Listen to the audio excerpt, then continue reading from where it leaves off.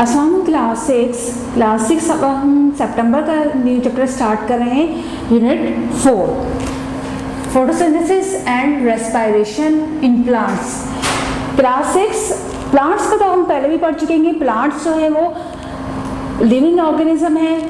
क्यों living organism है आपको पता है। प्लांट भी जो है वो जो कैरेक्टरिस्टिक्स हैं लिविंग ऑर्गेनिज्म की, जो ग्रो भी करते हैं, मूव भी करते हैं और अपने जो है वो मूवमेंट का जो है वो इस तरीके से ज़ाहिर नहीं करते कि जिस तरीके से जो है प्लांट्स में जो है वो दूसरे एनिमल्स में जो है वो मूवमेंट होती है कि वो एक जगह से दूसरी जगह जो है वो चले जाते हैं। प्लांट की मूवमेंट जो है वो आपको पता है कि उनके पार्ट्स जो है वो मूव कर रहे होते हैं। उनकी ग्रोथ इस तरह से जो है वो होती है, उनके पार्ट्स जो है वो मूवमेंट जो है शो कर रहे होते हैं। अच्छा, अब ये भी आपको पता है ग्रीन प्लांट्स के 3 पार्ट्स मतलब जो होते हैं इसमें आपके रूट्स, स्टेम, लीफ। अब रूट का काम क्या है? रूट का काम क्या है? ये है कि वो सॉइल से जो है वाटर को अब्सॉर्ब करते हैं। फिर स्टेम का काम क्या है? वही वाटर जो है वो पूरे प्लांट को पहुंचाने का काम कर रहे होते हैं। और लीव्स का काम क्या है? लीव्स में जो है वो सारे जो है वो आपके मिनरल्स और वाटर पहुंचता है और फिर लीफ में जो है फूड प्रिपरेशन होती है। अब ये फूड प्रिपरेशन क्या चीज़ है? यही हमारा जो है आज का टॉपिक है कि किस तरीके से जो है वो प्लांट अपना फूड जो है प्रिपेयर करते हैं। क्योंकि प्लांट के बारे में तो हम पिछले चैप्टर्स में भी पढ़ चुके हैं कि प्लांट लिविंग ऑर्गेनिज्म है और प्लांट ग्रीन नज़र आते हैं। ये सारा चीज़ें हम जो है वो कर चुके हैं।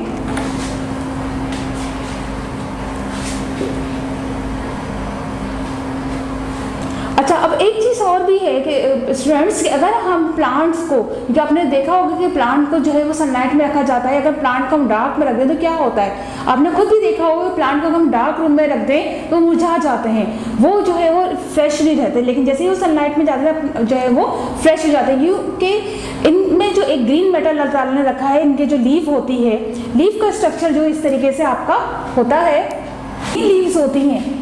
ग्रीन लीव्स में यहाँ पे छोटे छोटे माइन्यूट जो है वो होते हैं, पोर्स होते हैं जो स्टोमेटा कहलाते हैं। आपके जो है वो फ्रंट सरफेस पे जो है ज़्यादा होते हैं और लोअर सरफेस पे कम होते हैं, स्टोमेटा कहलाते हैं। उनसे सनलाइट जो है वो लीव जो है वो कैप्चर करते हैं और फिर अपना फूड जो है वो प्रिपेयर करते हैं प्रेजेंस ऑफ सनलाइट। अगर सनलाइट नहीं होगी तो ये प्लांट जो है इसी वजह से ये डल हो जाते हैं, ये अपना फूड प्रिपेयर नहीं कर सकते हैं।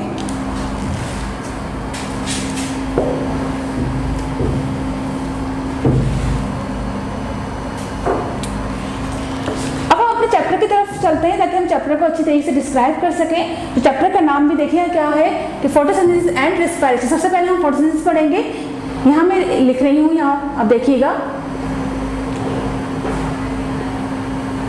फोटो, और ये अगर मैं अलग अलग करके इन वर्ड को लिखूँ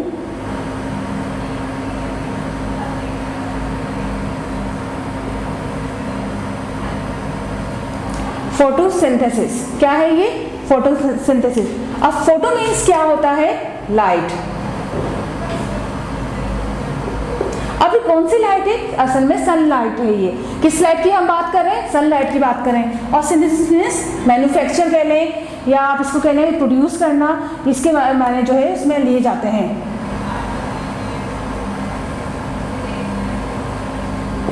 तो अब इसके अगर मीनिंग हम पूरे एक साथ इसको कहें कि presence of manufacturing with sunlight कह लें या manufacture in the presence of sunlight, क्या हम कहेंगे इसको? अब अगर हम इन दोनों को मिलाएं और पूरा पढ़े फोटोसिंथेसिस, तो फोटो के मीनिंग है लाइट और सिंथेसिस के मीनिंग है मैन्युफैक्चर।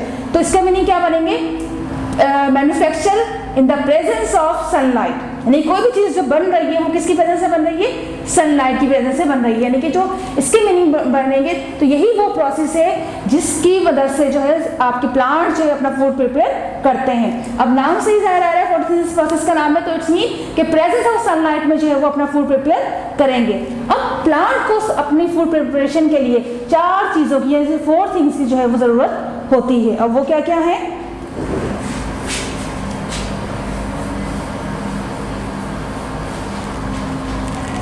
अच्छा स्टूडेंट्स, फोटोसिंथेसिस की डेफिनेशन में एक दफ़ा और आपको रिपीट कर रही हूँ कि photosynthesis is a process in which plant prepare ये plant make their food in the presence of sunlight. ये आपको डेफिनेशन पेज नंबर आपकी 32 पेज पर भी मिलेगी।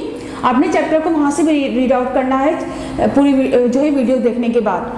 अच्छा, अब फोटोसिंथेसिस का प्रोसेस समझ में आ गया होगा। फोटोसिंथेसिस का process in which plants make their food on food, यानी कि plant make their food in the presence of sunlight, यानी कि प्लांट अपना खुद जो है फूड जो है प्रोड्यूस करते हैं। अब वो चीज़ें जिनकी वजह से ये अपना प्लांट जो है अपना फूड प्रिपेयर करते हैं वो क्या है, वो 4 थिंग्स है। इनमें से अगर एक भी चीज़ इनको नहीं मिलेगी तो प्लांट अपना फूड प्रिपेयर नहीं कर सकते।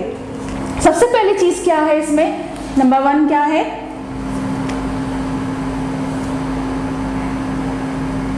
Carbon dioxide.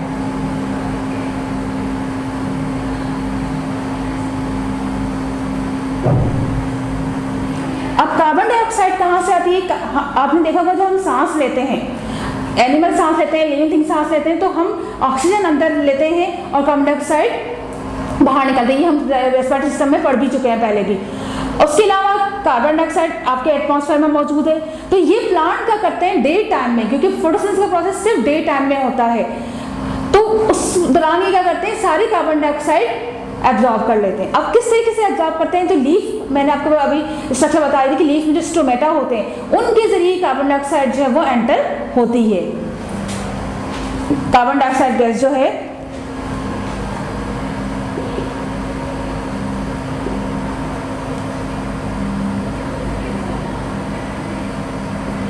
अब दूसरी चीज क्या है, वाटर।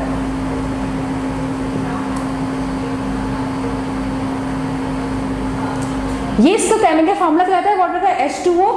ठीक है, अब वाटर कहाँ से एब्जॉर्ब होती है, सॉइल से एब्जॉर्ब की, लेकिन कौन, root hair, by the absorb by the root hair.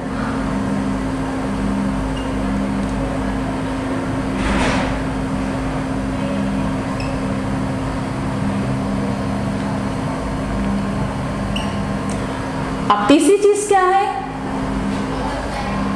Sunlight.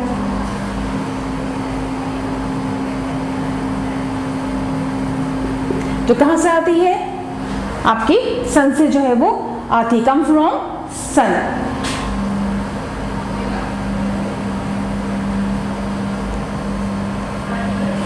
और फोर्थ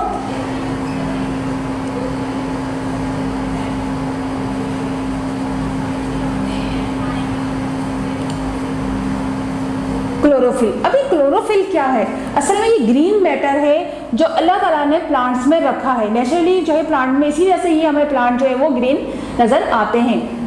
तो ये क्लोरोफिल जो है ऑलरेडी प्लांट में जो है मौजूद होता है, present in the leaf.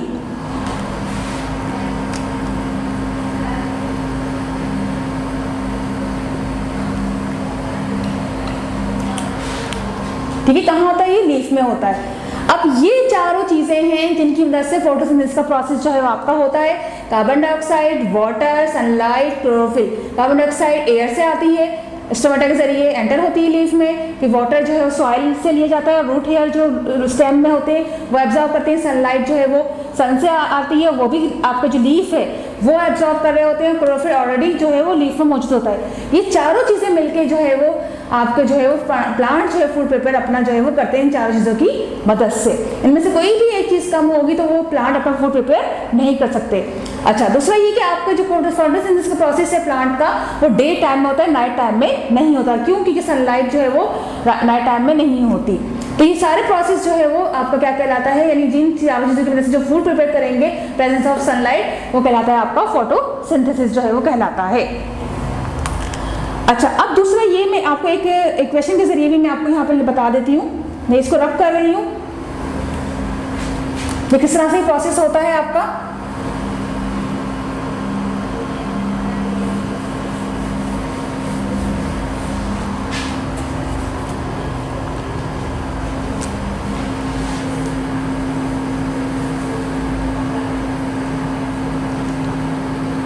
Carbon dioxide plus water ये कंबाइन हुई, ठीक है, प्रेजेंस ऑफ सनलाइट। ठीक है, हमने यहाँ लिख दिया सनलाइट। क्या हमारा फूड जो बनता है, अब जो ये चारों चीजें आपस में कंबाइन हो रही है, जो फूड बन रहा है असल में उसका नाम क्या है? ग्लूकोज। क्या नाम है इसका? Glucose plus oxygen. अच्छा, अभी कार्बन डाइऑक्साइड तो आपको पता ही, कार्बन डाइऑक्साइड का वाटर भी ग्लूकोज। अभी जो ग्लूकोज है असल में कार्बोहाइड्रेट कहलाते हैं। कार्बोहाइड्रेट क्या होते हैं आपके?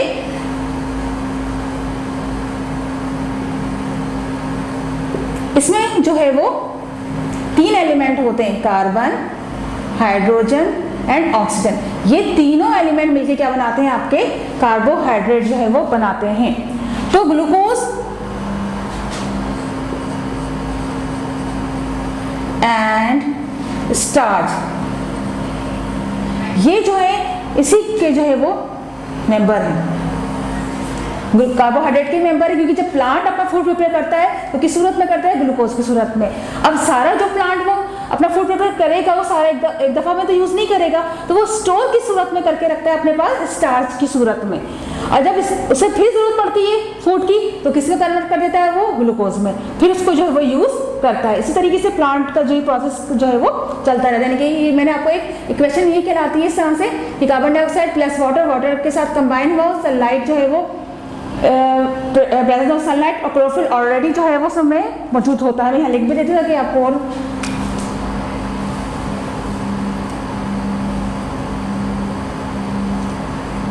क्लोरोफिल ऑलरेडी मौजूद होता है। और फिर क्या प्रिपेयर हो रहे हैं? चारों चीजों की मदद से ग्लूकोज यानी फूड और ऑक्सीजन जो है वो रिलीज करते हैं। यानी कि जब प्लांट अपना फूड प्रिपेयर कर रहे होते हैं तो फूड तो उनका प्रिपेयर होता ही है, लेकिन ऑक्सीजन भी रिलीज करते हैं। और यही इस प्रोसेस का इम्पोर्टेंस भी है कि जितने हम प्लांट लगाएंगे उतनी हमें ऑक्सीजन मिलेगी। क्योंकि जब ये कार्बन डाइऑक्साइड देखिए यूज कर रहे हैं अपना फूड प्रिपेयर करने के लिए, और हमें क्या दे रहे होते हैं? फ्रेश एयर, नहीं फ्रेश ऑक्सीजन हमें दे रहे होते हैं, जो हमें जो है फ्रेश जो है ब्रेथ के लिए जो है वो मिल रही होती है।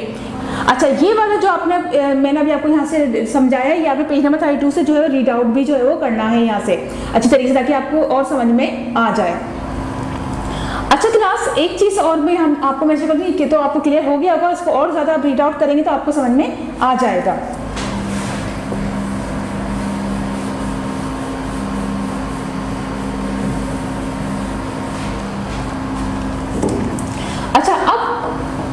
प्लांट्स में जैसे सेल्स होते हैं, सेल्स से हम पढ़ चुके हैं, सेल भी हम पिछले चैप्टर से पढ़ चुके हैं। सेल्स मिलकर टिश्यू बना रहे होते हैं। तो प्लांट में 2 टाइप के टिश्यू होते हैं, एक जाइलम और एक फ्लोएम।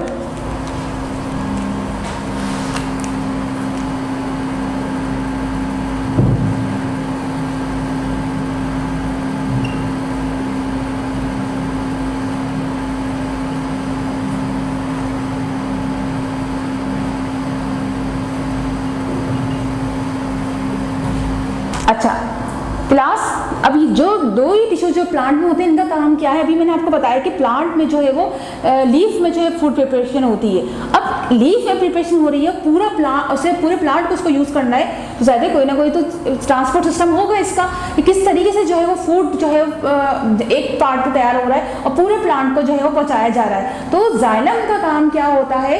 जब रूट जो है वो वाटर एब्जॉर्ब कर लेते हैं तो जाइलम ही है वो टिश्यू जो उस वाटर को जो है पूरे प्लांट में जो है सर्कुलेट कर रहे होते हैं। तो ये कौन से ट्यूब होते हैं? Water carrying tube.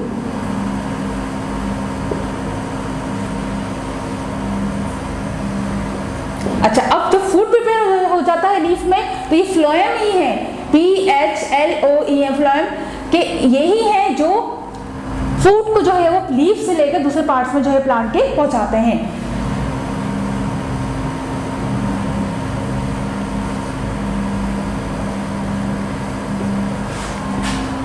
अब ये 2 आपके हैं और इसी तरीके से आपने जो है इसको अच्छी तरीके से रीड आउट करना है, और रीड आउट करने के बाद और आपको इसी तरीके से अच्छी तरीके से समझ में भी आ जाएगा ये वाला जो है टॉपिक कि किस तरीके से जो है वो तैयार होने के बाद हर प्लांट के हर पार्ट में जो है फूड पहुंचाया जाता है, वो फ्लोएम के जरिए पहुंचाया जाता है। अच्छा, अब हम पढ़ते हैं स्ट्रक्चर ऑफ लीफ कि लीफ का जो स्ट्रक्चर है वो उसमें क्या क्या चीज़ें जो है वो शामिल होती हैं।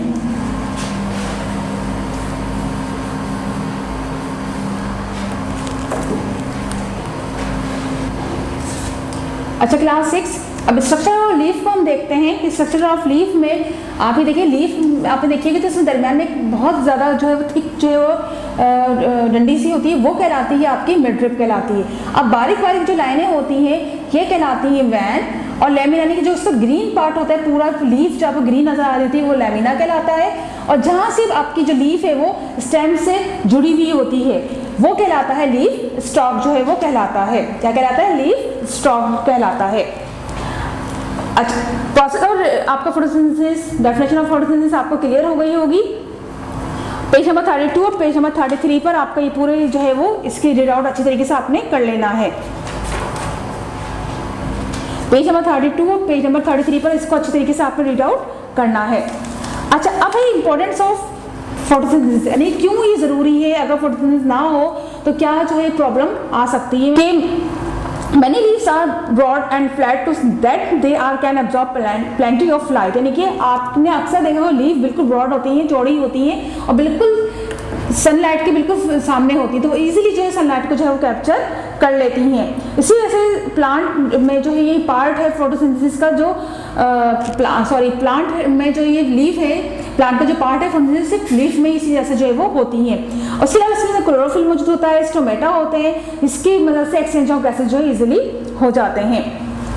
और दूसरा ये फोटोसिंथेसिस अगर ना हो प्रोसेस तो हमें फ्रेश एयर नहीं मिल सकती, हमें फ्रेश ऑक्सीजन नहीं मिलती, क्योंकि ये प्लांट जो है वो डे टाइम में कार्बन डाइऑक्साइड एब्जॉर्ब कर लेते हैं और फिर हमें जो है ऑक्सीजन जो है देते हैं। अच्छा, अब हम ये कह रहे हैं कि प्लांट भी जो है वो क्या है, लिविंग ऑर्गेनिज्म है। अब जो लिविंग ऑर्गेनिज्म है तो ये सांस भी लेते होंगे, क्योंकि एक लिविंग ऑर्गेनिज्म की एक कैरेक्टरिस्टिक ये भी कि वो रेस्पायर भी करते हैं, ग्रो भी करते हैं, मूवमेंट भी कर रहे होते हैं, प्रोड्यूस भी कर रहे होते हैं। क्योंकि आपने देखा सीडी से बनता है तो ये अपने जो प्रोडक्शन भी इनकी हो रही थी, लेकिन ये रेस्पायर भी करते हैं, लेकिन हमें फील इसलिए नहीं होता कि वो डे टाइम में, लेकिन रेस्पायर कंटिन्यूली डे टाइम में भी नाइट टाइम में भी चलता है, क्योंकि फोटोसिंथेसिस का जो प्रोसेस है वो सिर्फ ओनली डे टाइम में चलता है, वो नाइट में नहीं होता। क्यों नहीं होता नाइट में? कि मैं पहले आपको बता चुकी हूँ कि नाइट में सनलाइट नहीं होती तो उसकी, और हमें वो चारों चीज़ों में से सनलाइट बहुत इंपॉर्टेंट है, उसके बगैर जो है आपकी जो है फोटोसिंथेसिस का प्रोसेस नहीं हो सकता। तो इसी वजह से हमें वो जिस वक्त सांस ले रहे होते हैं या रेस्पिरेशन हो रही होती है उस वक्त हमें महसूस नहीं होता, और नाइट में इसलिए महसूस होता है कि वही प्रोसेस कर रहे होते हैं, कार्बन डाइऑक्साइड बाहर निकालते हैं, ऑक्सीजन जो है वो अंदर ले रहे होते हैं, और फिर जो ये रेस्पायर कर रहे होते हैं, क्योंकि उस वक्त फोटोसिंथेसिस का प्रोसेस नहीं होता रात में, इसी वजह से हमें फील होता है रात में कि ये सांस ले रहे हैं और कार्बन डाइऑक्साइड जो है वो गैस बाहर निकाल रहे हैं। और सुबह जब डे टाइम सनलाइट की रोशनी जो आती है, सन की रोशनी आती है, तो ये फोटोसिंथेसिस का प्रोसेस इनका शुरू हो जाता है, तो वही कार्बन डाइऑक्साइड वो यूज़ कर लेते हैं, और उसके अलावा इर्द गिर्द जो एयर में होती है वो भी यूज़ कर लेते हैं, तो इसलिए हमें वो जो है प्रोसेस दिन में महसूस नहीं होता, लेकिन ये भी रेस्पायर करते हैं। अच्छा, ये जो टॉपिक है आपका पेज नंबर 34 पे, वहाँ से आपको रीड आउट करना है, जो मैंने अभी आपको बताया कि रेस्पिरेशन वाला। और respiration is a process leading the chemical breakdown oxidation of the food material to provide energy for living thing।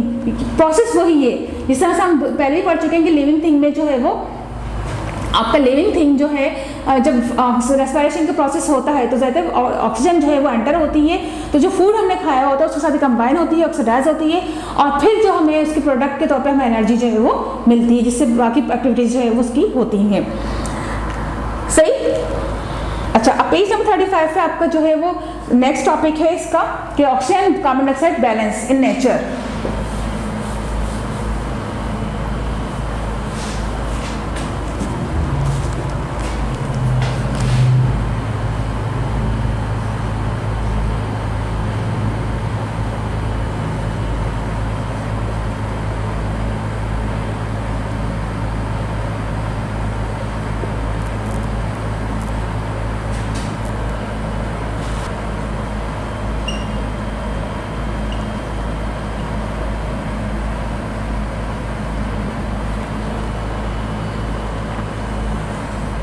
अच्छा, अब नेक्स्ट टॉपिक हमारा है स्टूडेंट्स कि oxygen and carbon dioxide balance in the nature. अब आपको पता है कि जितने भी लिविंग ऑर्गेनिज्म है वो ऑक्सीजन जो है वो इनहेल करते हैं और कार्बन डाइऑक्साइड बाहर जो है वो एक्सहेल करते हैं, लेकिन अब फोटोसिंथेसिस का प्रोसेस में क्या होता है कि वो कार्बन डाइऑक्साइड इनहेल करते हैं और ऑक्सीजन जो है वो डे टाइम में जो है वो बाहर निकालते हैं। अब दिन भर में वो कार्बन डाइऑक्साइड एब्जॉर्ब कर लेते हैं, प्लांट। अब ये आपको पता है कि एनिमल्स हैं, ह्यूमन बींग्स हैं, वो कार्बन डाइऑक्साइड एक्सेल करते हैं। तो इस प्लांट हम जितने ज़्यादा लगाएंगे तो उतने ज़्यादा जो है वो कार्बन डाइऑक्साइड एब्जॉर्ब करेंगे और फ्रेश एयर देंगे। तो इस तरह से लगाना जो है वो पूरे जो नेचर है उसमें कार्बन डाइऑक्साइड और ऑक्सीजन का बैलेंस रखा। क्योंकि देखिए अगर कार्बन डाइऑक्साइड खत्म हो जाएगी तो प्लांट अपना जो फूड प्रिपरेशन का प्रोसेस है वो नहीं कर सकते, और ऑक्सीजन खत्म हो जाएगी तो लिविंग ऑर्गेनिज्म खत्म हो जाएंगे। तो ये सारा प्रोसेस जो है अल्लाह ताला ने बैलेंस रखा हुआ है, किस तरह से कार्बन डाइऑक्साइड एक्सेल की जाती है लिविंग ऑर्गेनिज्म के जरिए, फिर प्लांट जो है डे टाइम में उसको यूज़ करते हैं और फिर ऑक्सीजन हमें देते हैं। लेकिन प्लांट खुद भी रेस्पायर जो है वो कर रहे होते हैं। सही, ये पूरा आपका जो है बहुत छोटा सा चैप्टर था आपका photosynthesis and respiration in plants का, ये आपका चैप्टर यहाँ पर कंप्लीट हो गया है। और वीडियो के एंड में जो है सारा आपका काम यहाँ पे होगा इस चैप्टर का। तो आपने बहुत सफाई से जो है इसका सारा काम करना है। बुक का काम जो है बुक में ही करना होगा आपको, और इसमें जो ब्लैंक सीन है वो आपने जिस तरह से मैंने समझाया है अच्छी तरह से चैप्टर रीड आउट करेंगे तो ब्लैंक आप भी आप लोग फिल कर सकते हैं। और यहाँ पे आपको दिया हुआ है क्वेश्चन नंबर 6 पेज नंबर 39 पे comparing the photosynthesis and respiration. तो आपने यहाँ पे दिया हुआ है कि फोटोसिंथेसिस एंड रेस्पिरेशन को कंपेयर करना है कि take place in all living cell. तो आपको पता है कि फोटोसिंथेसिस कहाँ होता है, सेल लीफ में होता है, और रेस्पिरेशन कहाँ होता है, सारे सेल आपके जो है सांस ले रहे होते हैं। फिर दूसरा है इसमें नीड्स क्लोरोफिल, आपको पता है कौन सा प्रोसेस है जिसमें क्लोरोफिल की जरूरत होती है, फोटोसिंथेसिस रेस्पिरेशन में जरूरत नहीं होती। तो इसी तरीके से आपको इसको जो है वो कंप्लीट करना होगा। अब मैं यहाँ पे इस चैप्टर की हाईलाइट आपको करवा देती हूँ। यूनिट नंबर 4 की ओपन कीजिएगा पेज नंबर 31 पे। यहाँ पे मैं वन टाइम पढ़ूंगी, ध्यान से सुनिएगा और फिर आपने इसको रिपीट करके आप बेशक देख सकते हैं। Green plants need carbon, hydrogen and oxygen to make carbohydrate.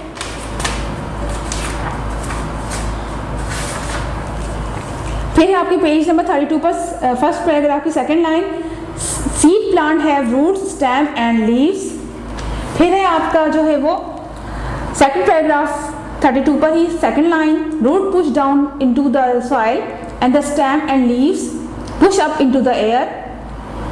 फिर है आपकी थर्ड पैराग्राफ की second line, sugar and starch are different compound but they are carbohydrate. फिर है आपकी 32 पर ही, how is food made in green leaf. तो आपकी सेकंड लाइन है, photo means light and synthesis means putting together. अच्छा, इसके जो सिंथेसिस मीन मैन्युफैक्चर भी होता है, पुटिंग टुगेदर भी होता है, मीनिंग सेम ही है इसके। फिर सेकंड पैराग्राफ में फर्स्ट लाइन है इसकी, the parts of the root that make in water are called the root, यानी कि रूट हेयर के जरिए जो है वो वाटर एब्जॉर्ब किया जाता है। फिर पेज नंबर 33 पर है, the water carrying tubes called xylem vessels and the food carrying tube called the phloem. Sieve tube are arrange in bundles. अच्छा स्टूडेंट, ये जो हाइलाइट्स आपको करवाई जा रही हैं इनको भी अपने हाइलाइट्स को भी याद करना है, क्योंकि इन हाइलाइट्स से आपका ऑब्जेक्टिव पेपर बनता है कि इनसे जो है वो आप चूज द बेस्ट बन सकती है, ब्लैंक्स भी बन सकती हैं और ट्रू फॉल्स भी। तो ये हाइलाइट्स जो आपको करवाई जा रही हैं ये भी आपने अच्छी तरीके से जो है वो याद करनी है। पेज नंबर 33 पर प्रोसेस ऑफ फोटोसिंथेसिस की fourth line, the cell that make food contain the green material chlorophyll. फिर आपने इसकी जो है वो इक्वेशन जो मैंने अभी बोर्ड पे भी आपको समझाई थी वो हाईलाइट करनी है। Last, glucose made in the leaves in the change into starch so that it can store in the cell. फिर रेस्पिरेशन इन ग्रीन प्लांट में सेकंड पैराग्राफ की first line, respiration in plants is a continuous process. फिर आपका है oxygen and carbon dioxide balance nature की last line, photosynthesis and the respiration help to keep the composition of air the same over long period of the time। सही, पूरा आपको ये समझ में आ रहा होगा। ये पूरा इस तरीके से नेचर में जो है वो आपकी मौजूद जो है ये है इसी तरीके से कि फोटोसिंथेसिस के जरिए जो है कार्बन डाइऑक्साइड यूज हो रही है, फिर रेस्पिरेशन हम के लिए हमें ऑक्सीजन मिल जाती है फोटोसिंथेसिस के जरिए। सारा जो कंपोजिशन जो है वो सारा इसमें जो है वो आपको मिल रहा है। अब यहाँ पे आपको ये चैप्टर यूनिट नंबर जो है 4 कंप्लीट हो गया है।